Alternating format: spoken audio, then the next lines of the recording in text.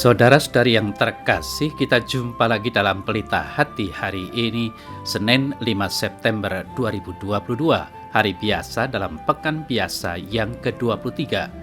Bersama saya Romo Thomas Suratno, SC dari Paroki Cilandak, Jakarta Selatan, mendengar dan merenungkan Sabda Tuhan, yakni firman Tuhan yang tersurat dalam Injil Lukas, bab atau pasal 6, ayat 6 sampai dengan ayat 11.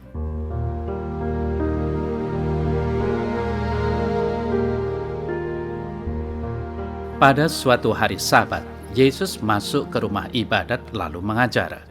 Di situ ada seorang yang mati tangan kanannya. Ahli-ahli Taurat dan orang-orang Farisi mengamat-amati Yesus kalau ia menyembuhkan orang pada hari Sabat, supaya mereka dapat alasan untuk mempersalahkan dia. Tetapi ia mengetahui pikiran mereka, lalu berkata kepada orang yang mati tangannya itu, "Bangunlah dan berdirilah di tengah."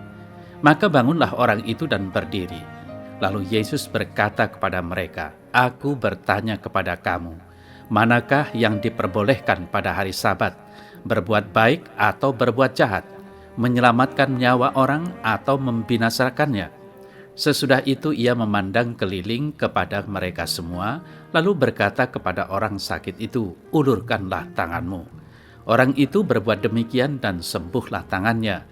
Maka meluaplah amarah mereka, lalu mereka berunding apakah yang akan mereka lakukan terhadap Yesus.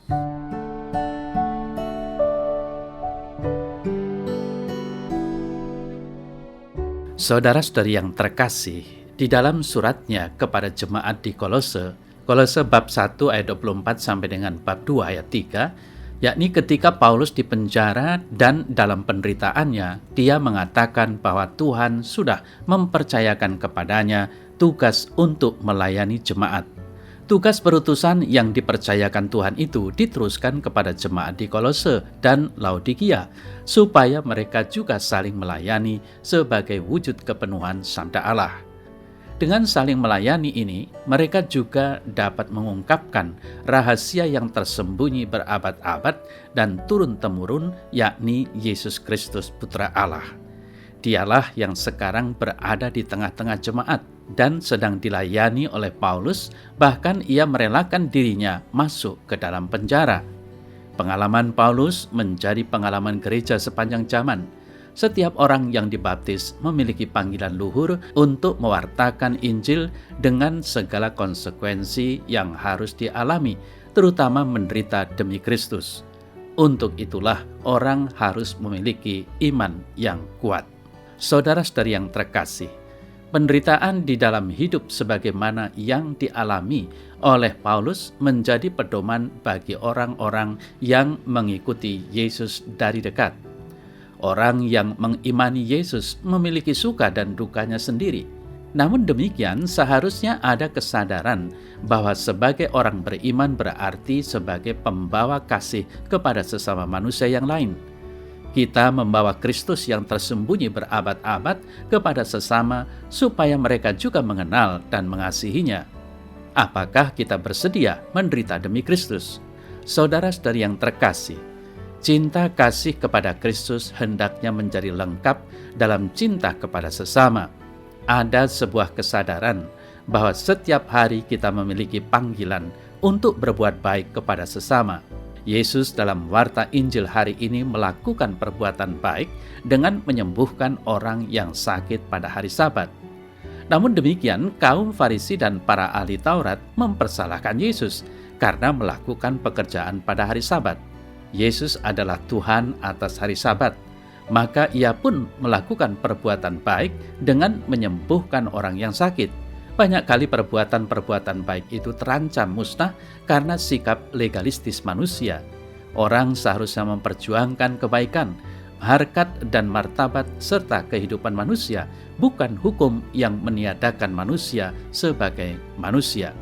Saudara-saudara yang terkasih, mukjizat yang dilakukan Yesus pada hari Sabat ini mau menegaskan nilai tertinggi dari hukum cinta kasih. Kita semua diajak untuk mengasihi Tuhan lebih dari segala yang ada di sekitar kita dan mengasihi sesama seperti kita mengasihi diri kita sendiri.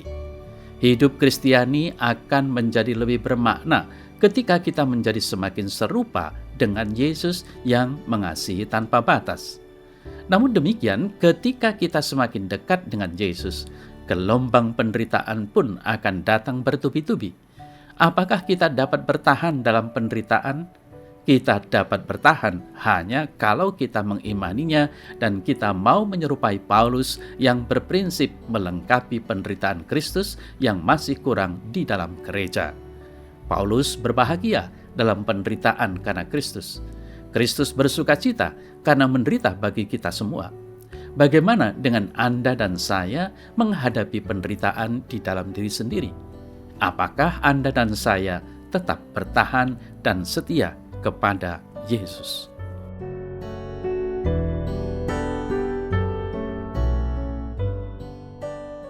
Dalam nama Bapa dan Putra dan Roh Kudus. Amin.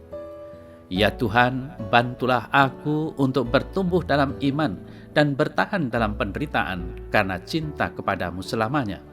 Terpujilah Engkau kini dan sepanjang segala masa. Amin. Semoga Allah yang Maha Kuasa memberkati saudara dalam nama Bapa dan Putra dan Roh Kudus. Amin.